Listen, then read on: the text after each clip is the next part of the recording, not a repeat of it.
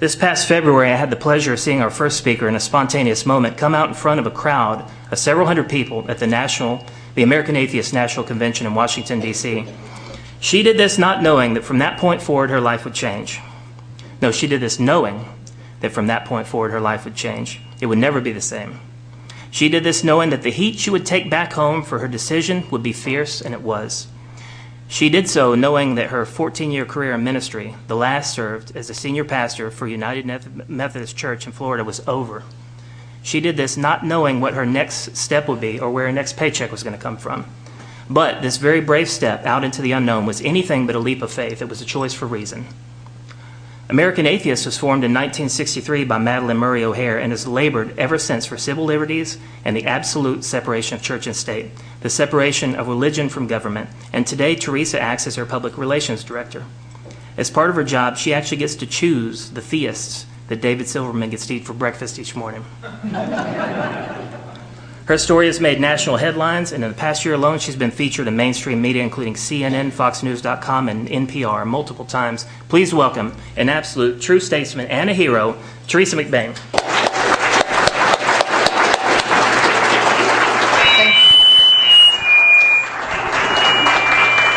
Well, I know how to make an entrance, I guess. Can you hear me now? No, I don't use Verizon for my wireless carrier. Well, my planned introduction was to come up and say, hey, y'all.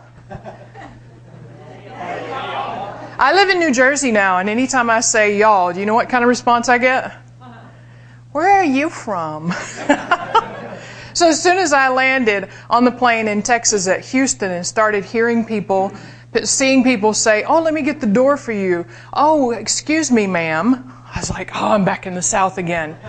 Now, true, the South didn't treat me very well after I came out, but certain little things you really miss, like, hey, y'all. Let me ask you this question, trivia. What are the 4 scariest words you'll ever hear from a redneck? Hey, y'all, watch this. That is exactly right. I have, well, when I was younger, we won't go there. We won't even talk about that. This morning, I want to talk to you about change. How many of you have ever experienced change in your life? Anybody?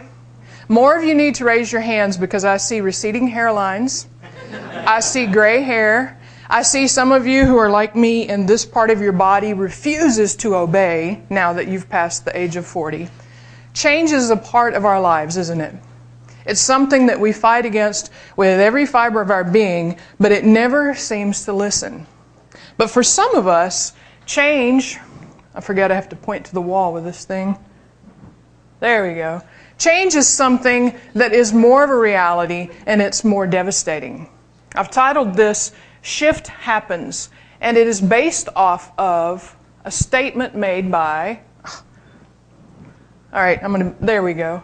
It's based off of a statement made by a young man in 1962. Let me just shift over here. His name was Thomas Kuhn, and he coined the phrase paradigm shift. You ever heard of a paradigm shift? Many of you have. Most of you have. This is something that, in the scientific community especially, is a buzzword that has been circulating for the last several years. A paradigm shift is, for our purposes, it is something that is revolutionary, transformational. It's something that is type of a metamorphosis. It happens when a radical change occurs in your thinking process. Now, for those of you who are here who have moved from religion, raise your hands again if you were involved in religion at some point. You've experienced this same type of shift. It is probably the hardest thing you've ever done. Would you agree? Yeah, this means yes. This means no. You guys got to work with me. I know it's 9:45 in the morning, but you can do this. I don't have faith in you, but I know you can do it.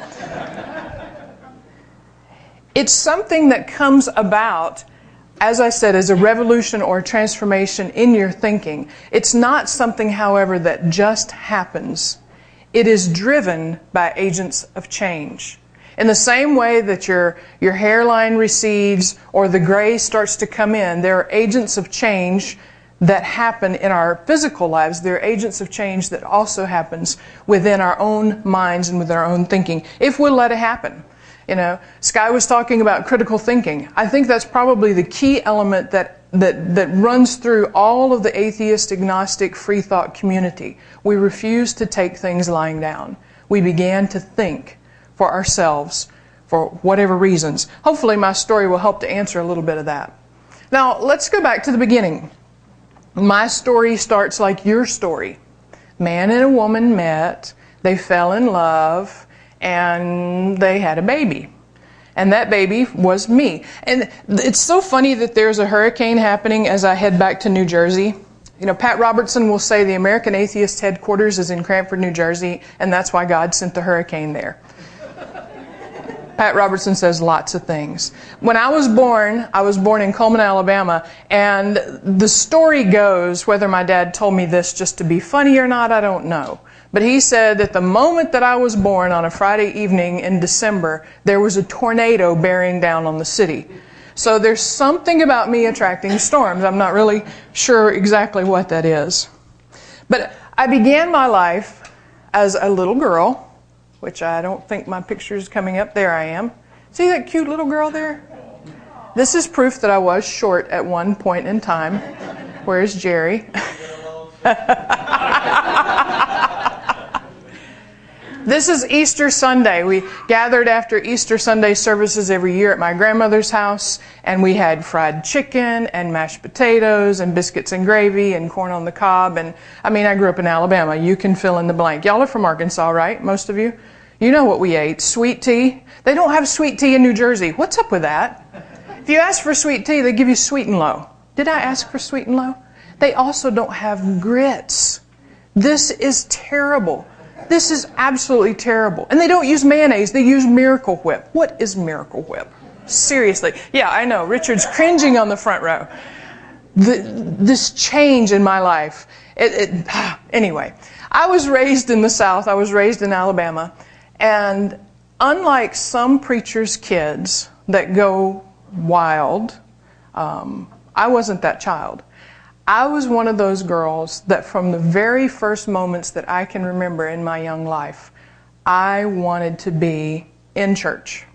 I wanted to read a Bible. I couldn't wait until I was old enough and could actually open a Bible and read it for myself without having to listen to it.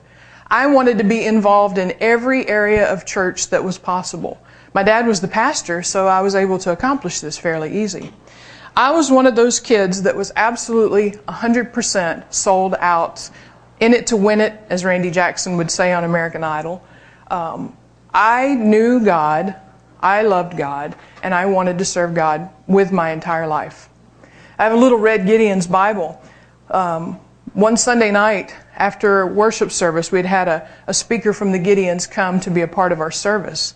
He called all us kids up to the front, and he gave us probably the best gift at that point I thought I'd ever received. It was a little red Gideon's Bible, a New Testament. I took that thing with me. I started carrying it with me to school, anywhere I went, when I had a free moment. Now I'm probably in the second grade, maybe third grade at this point. I read it, I studied it. If I sat next to you in class and I knew you didn't go to church, or I knew you weren't a Baptist, then I would take my little Bible out and I would try to find an opportunity to sit next to you, to share with you the truth, the saving truth of God's holy word.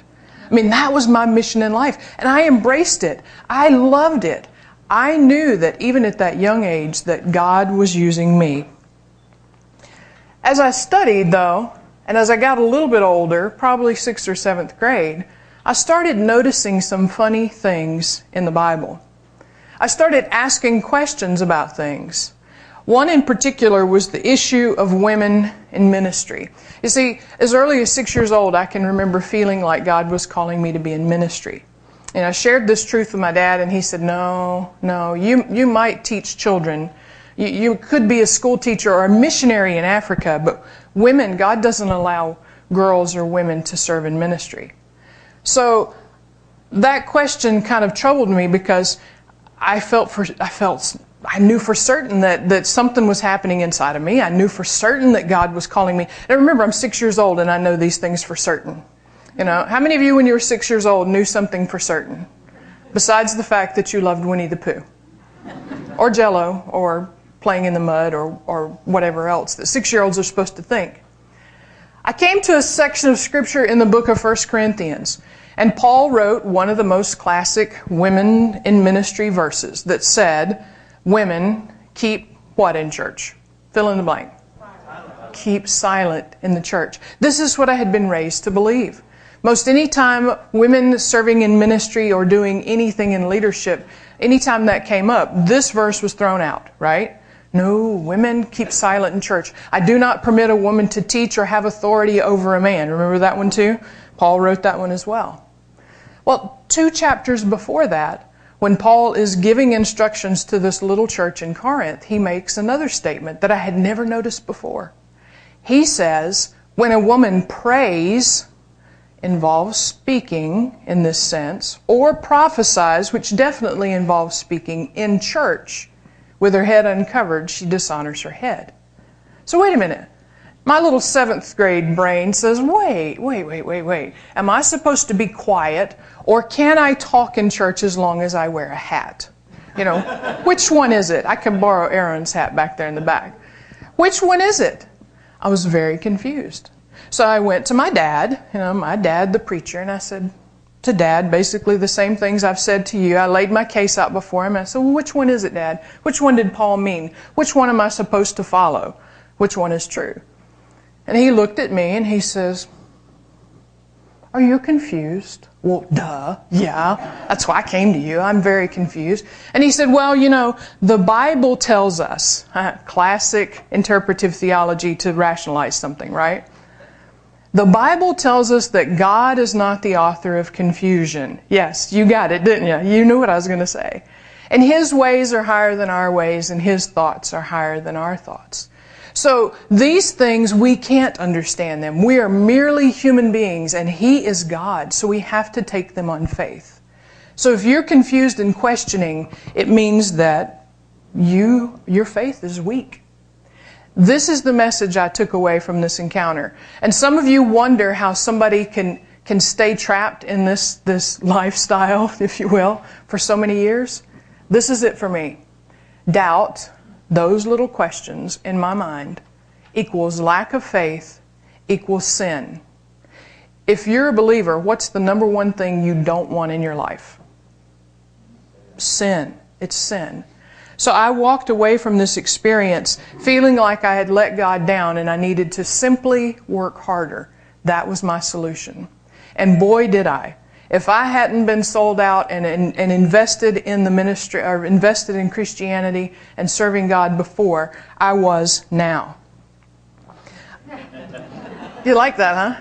I still struggled with this idea of ministry, and I'm really jumping over a lot of years. 40 minutes isn't long enough to really tell you my story, so allow me to jump ahead to where I continue to struggle with this idea of women in ministry and create a rationalization for myself. And the way that worked was I picked out all the verses that said women could speak in the church and ignored all the rest of them. It worked really well for me. It really did. And I went out in attempts to find a way to do this. I went to the prisons. For 4 years on Saturday mornings, you would find me in the local prison at 6:30 a.m. I know, I hate mornings. At 6:30 a.m., I was in the prison preaching to 250 women. On Sundays, over in the lower corner, you can see I was at nursing homes. On any given Sunday, 4 or 5 nursing homes. I would go from one to the other, to the other, to the other, and go in and lead the music, preach the sermon, pray with people. I felt like they were my own little mini churches. I was so happy. Now, I'm going to give you a break just to laugh. I want you to understand exactly who this person is we're talking about and the way I was raised. I was sharing with Seth and Jerry this morning that growing up, we didn't have a TV.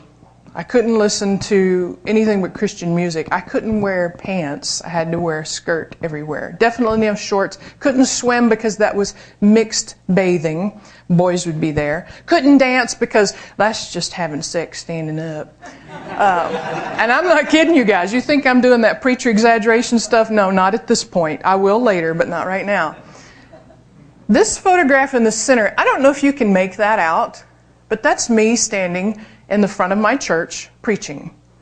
This particular Sunday, I had prepared a sermon on how people lead you astray, using a scripture verse that says, guard your heart with all due diligence, for out of it flow the issues of life. Well, on my way out the door, I had a brainstorm. I had a brilliant idea. The best illustration that would ever be in the history of preaching. I grabbed my dog's pink collar and I grabbed my dog's pink leash and went to church.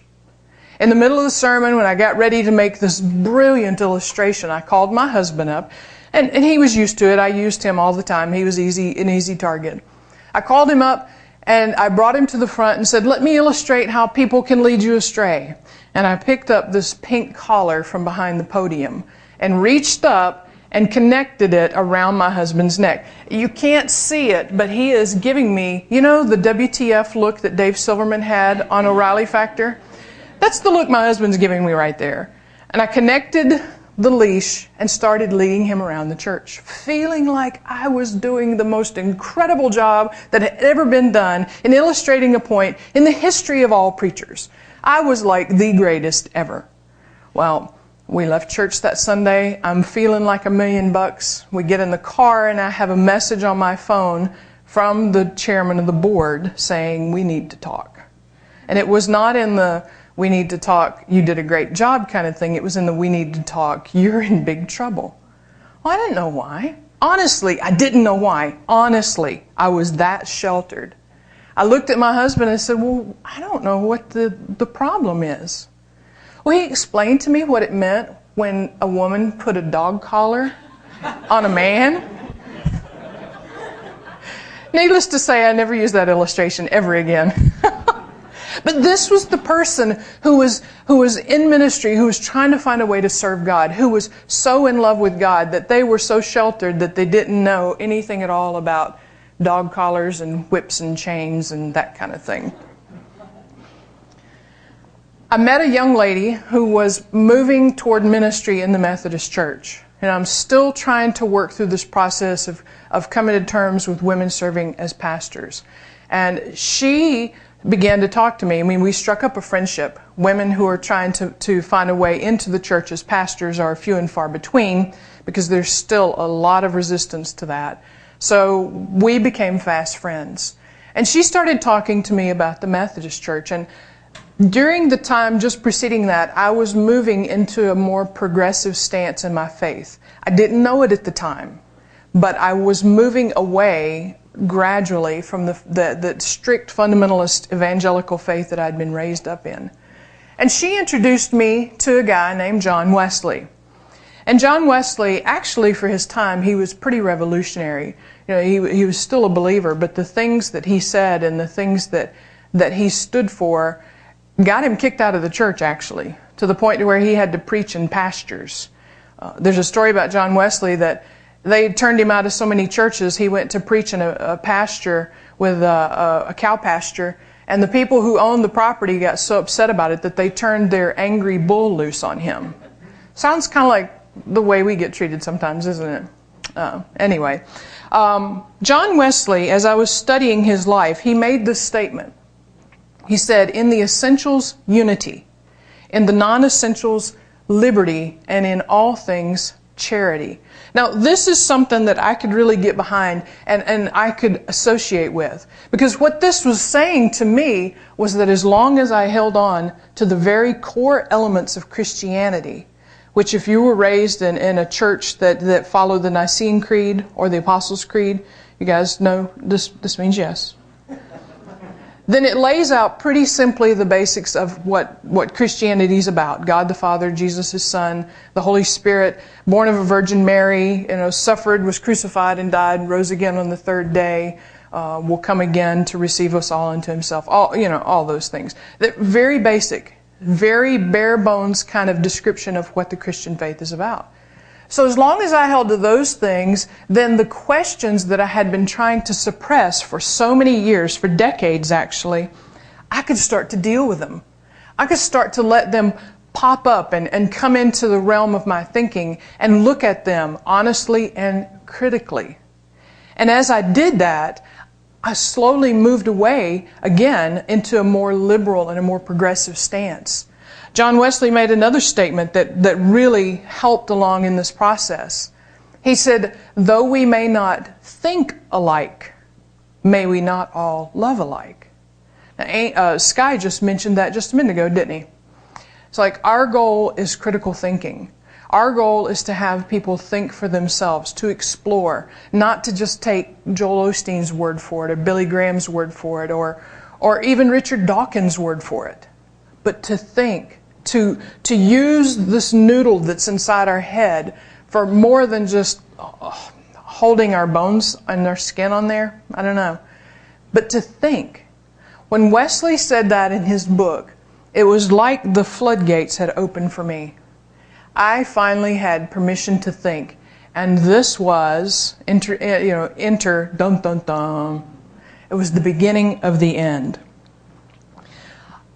I immediately started looking again at the Bible, which had been a big issue for me for years, and I had just banished all those thoughts away to the dungeon. Well, now I was letting them come forward. I got out a notebook and a pen and just started going through and writing out every contradiction I could find, or every troublesome passage that I could find that I had ignored, things that I had hoped nobody would ever ask me to explain. You know which ones I'm talking about, right? Yeah, this means yes. This means no. If you don't, I'll share with you later some of those. And as I dug through, the Bible became less and less of a significant document in my life. It became less and less sacred. It became less and less credible, to the point where I basically, like Thomas Jefferson, pulled out just a handful of scriptures that I could follow and live by, and the rest of it had to go. It just had to go completely away. And at the same time I'm dealing with this issue came up. The issue of hell. Throughout the Bible, I was noticing the Old Testament. You realize, did you guys know that the Jewish people in the Old Testament really didn't have a concept of hell?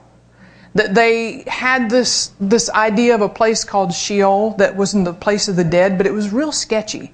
They weren't really sure what was going on, so they just left it alone, really. It wasn't until between the Testaments and then into the New Testament that this idea of hell came up. And it came out of the Greek culture for the most part. So there's your history lesson for the day. You feel like you learned something? Yeah. Oh, you guys are getting it. I'm so proud of you. I started seeing those pieces fall together. The Bible, hell. I started thinking critically again for myself, putting away, for the first time in my life, this veil of spiritual, mystic, I don't know, reality, or false reality, and started thinking about it. I thought about my sons. I have two sons, a 25-year-old and a 22-year-old. They were a handful at times, especially when they were about 12 or 13 years old. Invariably, during the week, I would get a knock on my door. I was a teacher at a Christian school, and I'd get a knock. Miss MacBain, we need to talk to you about your son. Oh, what did he do this time? You know, never once in that time when the teachers would knock on my door and say, oh, your son, he's been in a fight on the playground with so-and-so. My oldest son liked to fight. He got it from his dad, I guess. Never once did I consider that I should gather up all the students at that little Christian school, go out to the playground, make them gather around and witness the torture I was about to execute on my son, pouring gasoline on him and burning him because he had disobeyed me and he had broken the laws of God by fighting, by picking a fight actually. Never once. So if I, as the Bible says, am this frail, weak, unable to understand the ways of God, human being, if I would never do that to my child, how could God do that to me? How could this divine being who created me, knowing that I was going to sin, knowing that I wasn't going to be perfect, knowing that it would be difficult, as the New Testament says, you know, narrow is the gate, and few there are that find it. Why would this being torture us and punish us forever? So I took the Jewish path, the Old Testament path, and said, no, hell can't be real. So the Bible's going by the wayside. Hell is definitely gone. And I moved into this place very, very quickly of thinking about religion. I thought, well, God created the universe, and the universe is so varied. The universe is so complex, we don't even begin to understand it. So how could God have limited himself or herself or itself or whatever to one single path? If you came out of Christian church, which is the only one I can speak to, that's my past, you realize that is Jesus says, I am the way, the truth, and the life. No one comes to the Father but by me, right? Most other religions have a saying that is similar to that, right? So my thought was, well, how can God limit himself to one way, especially when that way is based mostly on your culture, how you were raised, and what your parents believed, what your family practiced. So I did away with the whole thought of religion. I thought, well, religion doesn't have much to offer. The only thing that the only way it plays any part in us is it's the path that we take based on our culture to God. We're all seeking the same thing. It's just we take different roads, so all roads lead to God. That lasted me about a week. And I moved into this last piece. And remember, all of these things, it's difficult. People say, well, what moment did you know? Or what moment was the turning point? Well, really, they kind of overlap. And they mingle together. And it's hard to pull them apart and say, oh, this happened in 2007 and this happened in 2008. Oh, yeah, that was December 12th of 2011. No, I have no clue. All I know is it happened. The last piece for me, the straw that broke the camel's back, was this idea of theodicy. Anybody ever heard of theodicy? It's not the idiocy of theology. I will give you that right up front. This is my preacher word of the day that I can make you think that I look smart, that I learned something when I was in divinity school. Theodicy is the problem of evil. This is the area where every preacher alive, I don't care what they tell you, this is the area where they hope you will never, ever, ever in a million years come to them and ask you these questions. Questions like, why was there an earthquake in Haiti? Why did God allow that to happen and kill so many people? Why was there a tsunami in India, in that area, that killed millions of people? Why are little babies born with AIDS? Why are little babies born with spina bifida? Why are young girls raped? Why is the sex trafficking industry one of the fastest growing industries in the world today? How do you answer those questions? How do you deal with those thoughts? How could God in the Old Testament order the slaughter and genocide of hundreds and hundreds and hundreds of people? How could God allow the men in the Old Testament to take the virgins as their prizes? To, of course, teach them and train them how to be good homemakers, right? Yeah, not. This was really, as I said, this was the final straw for me. I came across in my reading and in my study a gentleman by the name of Epicurus.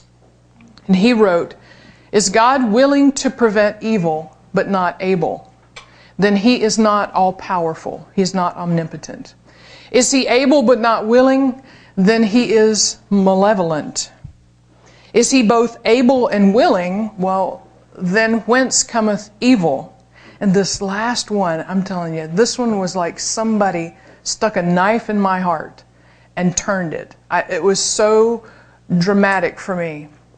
The last statement he says, if he is neither able nor willing, then why call him God? That was the point for me. That was the moment. That was when I realized that all the searching, all the questioning, all the doubts, all the thoughts, all the thinking, all the study, all the research, all the podcasts of Aaron Ron, Seth Andrews that I had listened to, they all made sense, finally, for once. Why call him God? It was a construct of human beings in order to answer questions that we can't answer. This is how I had lived my life for over 40 years. That's me in there. Say hi. And that's my Christian bubble. I'm willing to bet that many of you were raised and lived in a Christian bubble as well. Here's how the bubble works. Okay, this is my own thing. Those of you who have stolen it, I'm talking to you. Yeah, it's not Jerry this time, actually. The bubble works like this. Within the Christian realm, especially the more fundamental types that I was raised in, you exist, you create this bubble around you. Remember my statement earlier? Doubt equals lack of faith equals sin. That's the beginning of the bubble. Within the bubble, the things that are permitted are there. They are Bible study. They're prayer. They're Christian youth groups. They're Christian camps. There are Christian books and Christian music. There are Christian speakers and Christian radio shows. There are Christian comic books and Christian, oh my goodness, Christian rock bands as I got a little older. Everything within that bubble is what you're allowed to experience. And if you go outside that bubble, oh no, that's a scary place, because the enemy will then come and try to attack your faith. Which my thought now is, well, if my faith was so strong, why did I even worry about that? But that's another subject altogether. There's a little crack in my bubble. Do you see it up there? The crack started to form as I was working through all these thoughts. Now, up to this point, I had used only Christian materials. Now, this is important to note. I had only used different theological books, the Bible mostly, an exhaustive concordance, just some other things to try and make some sense of what I was thinking. But at this point, this little crack, it just dawned on me, well, maybe there's something else out there that I should be looking at. You think I would have thought that much earlier in my journey, but I didn't. So I looked on the internet and found this gentleman, Bart Ehrman. Didn't have a clue who he was. I just knew he knew theology. And I read through most of his books and found that really he just confirmed what I was already thinking all along. He made it seem a little bit more sensible and a little bit more logical because he'd been at it longer than I had. But I absolutely adored Bart and all of his books and read as many as I could get my hands on. I moved from Bart Ehrman into Richard Carrier's works. Now, if you've read Richard's books, you know that he talks a lot about Bayes' theorem. Well, I have a degree in theology, not in science, so I really skipped over that part because it didn't make a lot of sense to me. I'm not a scientist. But the parts that he was talking about, the historicity of Jesus, those things really opened up more thoughts for me, more things for me to delve into, more ideas for me to try to circulate around in my brain. And at that point I realized I was raised in Alabama. If we were taught evolution in school, I don't remember it. We were taught creationism. I'm pretty sure the textbooks had it in there, but either the teacher cut them out or she just skipped over them. I mean, really, that's what happened. I went to a Baptist college for my undergraduate degree, and we didn't discuss any of that. Not that I remember. The chance is really they probably did because I did get an accredited degree, but I just probably moved right past it without even giving it a thought because it's just a theory, you know. It's not really true. It's just a theory. It's somebody's idea that they thought up. And creationism, the book of Genesis, well, that's God's Word. That's the literal way it had happened. So I reread Darwin's works. I reread a lot of the science books that I missed as I was growing up. And then I found Dan Barker. I was pretty desperate one day, just last year actually, and went on the internet. I knew there had to be somebody else out there like me. And so I Googled, I entered into the search bar, pastors who feel that they've lost their faith. And Dan Barker popped up immediately. His book, Godless, was the first on the list, and so I downloaded it on my Kindle and read it in record time. I think I was probably through that book in an hour, hour and a half. At the end of the book, there was contact information for Freedom from Religion Foundation, and I had no idea who Dan Barker was. He's just some guy that was like me who wrote a book. So I sent a message out, and he called me back within an hour, and we talked and talked and talked. This is the first person I ever vocally said anything to about losing my faith, about my doubts, about my questions. Everything had gone on inside this gray matter up until this point. Dan told me about a newly formed group called the Clergy Project. It had just started. And he said that there were, at that point, about 60 pastors who were just like me, who were online in this support group. I couldn't believe it. 60 people? Really? 60 who are out there like me, who are losing their faith? I mean, that was a shocking number to me. Now, today, there are close to 400 who have come and have joined the group, either former or active ministers who are still in the pulpit. The Clergy Project was actually huge for me. What we do online is we talk about our struggles, we talk about the issues, but more than that, we talk about the ways that we can get out. Developing an exit strategy, coming up with a plan of how to transition from one world to the other, to find a soft place to land. Let me tell you, I didn't find the soft place to land within my former friends, my former congregants, and my family. I found the soft place to land with you guys. That's where I found my home. That's where I have found people who would support me and love me and encourage me and stand beside me. It's amazing to me. You guys realize I was a pastor, right? You guys realize that I actually preached against non-belief and atheism. And yet, the love that has been given to me is just beyond belief. One of my friends on the Clergy Project is a fellow by the name of Adam. Adam talked to me and he said, Teresa, have you heard of Richard Dawkins? I'm like, no, who the heck is Richard Dawkins? Some guy, right? And he said, no, you really need to read his book. So I read this book, The God Delusion, and no, I did not read it in an hour. Remember, I'm a theologian, not a scientist. This one hurt my brain.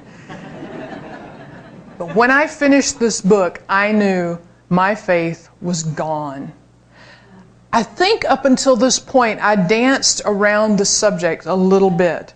And I played this tug-of-war game where on Sunday, some Sundays, I would stand up and the music would move me. And the sermon, even though I was preaching it, the sermon would move me and I would be like, oh, okay, this is just a phase I'm going through. I can make it. I feel God. But then, as soon as I would get back home and as soon as I would get out of that emotionally charged environment, I'd be right back to, there's no way, it's not possible. So I was going through this emotional tug of war up until this point. And I realized, it's it. It's over. It's done. I've lost my faith. Now I have to get out. I'm a fraud. I stayed true to what I was supposed to preach because I felt that was my moral obligation, my ethical obligation. Can you believe that? An atheist has morals and ethics and integrity? Who knew? Who knew? But I knew I had to get out as soon as possible. Which brings us to the American Atheist Convention just this March, 6 months ago. Seems like 60 years. Through a very strange set of circumstances, I was invited to stand before the group at the last part of the convention on a Monday and share my story as a member of the Clergy Project. Well, I accepted, and you remember, I'm in the closet at this point. I'm not even using my real name. I have a fake name on my name tag. So I accepted, and I step up on the stage very nervous, more nervous than I have ever been in my entire life to speak, because I'm going to stand in front of about 1,300 atheists. And you remember, I'm a pastor, right? And I have actively preached against atheism, preached against non-belief in my past. I had my story prepared, I had my notes, I was ready to basically give the same talk that I'm giving to you right now. And I stopped for just a minute and I looked out across the crowd. And I saw faces just like your faces. Some of your faces actually were there. And I noticed that your faces looked like my face. And that your expressions were like my expressions, that you had emotions on your face, that you had people sitting next to you that you loved and that you cared about, and that you had jobs, and that you had cars and houses and stresses and joys and happiness and sorrow in your life. And that you weren't those evil people that I had been raised to believe. Actually, with the exception of David Silverman, nobody had horns on their head. I was overcome by the sight, and I pushed my notes away and knew the only thing that I could do was to stand and just apologize for the things that I had done in my past. And as I began to speak, this picture represents what had happened at that time and what has happened ever since. I kid you not. Again, this is not preacher exaggeration like I did just a few minutes ago in my talk. People leapt to their feet, and they were crying. They were weeping. David Silverman, I think he ran up on stage and embraced me with the biggest, best big brother hug I have ever had in my life. You know, one of those rib cracking ones? Yeah, I had to go to the hospital after that. Oh, no. That was one of those exaggerations. Sorry about that. As I stood there, and as people wept, and as I wept, I didn't know what to think. I had never knowingly met an atheist. I had never been a part of a group of atheists. I didn't know that we, atheists, could be compassionate, could be empathetic, could be loving. For about 2 hours after the talk, people came up to me and shared their stories and encouraged me. For the months after that as well, people have sent me Facebook messages. I can't tell you how many times people have sent me an inbox and said, "How you doing? You know, it's been 2 months, it's been 3 months, it's been this amount of time, and are you transitioning okay? We saw in the news how your family or your church is treating you. How are you doing? How can I help you?" People sent me letters and cards. Now, I got letters from other people that weren't quite so nice and emails, but in the atheist community, I can honestly say I did not have one person attack me. Not one. Not one person say, "Who do you think you are? Some old preacher. We ain't going to listen to you. You were in the enemy's camp for way too long. You're just trying to infiltrate our ranks. You're running a scam." Let me say, if I'm running a scam, I picked the wrong one to run because it's pretty tough. So where am I now? In New Jersey, actually, with a hurricane bearing down on us. I moved. I accepted the position with American Atheists. They graciously offered me a job as their public relations director. Now, they didn't just give it to me. I had to go interview. I had to take a test. Really. I had to go through the same process as everyone else. But I found that being a pastor and being a public relations are about the same thing. So I have a new job. I live in a new city, not in the South, which means I don't get persecuted as much, but I also don't get grits, sweet tea, or mayonnaise. I have new friends. I have all of you guys who love me and whom I love greatly. And I have a new life. And that life is based upon critical thinking. It's based upon the freedom that if something pops up in my head, I don't have to suppress it. I can think about it. I can come to a conclusion about it. And it's okay if you don't think the same way that I think. I'm not going to persecute you for that. And you're not going to persecute me for it either. Now, I just want to remind you, I'm not anything special by any means. I am just an average, whatever that means, ordinary person. But there's one thing that I have, and that's a voice. But you have a voice as well. And as Sky said at the very beginning, it's time that we used our voices to stand up, to stand out, and to speak out. We have a voice, and we can speak out on these issues. We can let the American public know and let them realize the very thing that I realized at the American Atheist Convention. We're your friends. We're your neighbors. We're your families. We're your co-workers. Yeah, we think differently than you do in one area, in the area of belief, but we are everyday, normal, average people, and we have value. When we do this, when we stand up, stand out, and speak out, that's when we make shift happen. Thank you.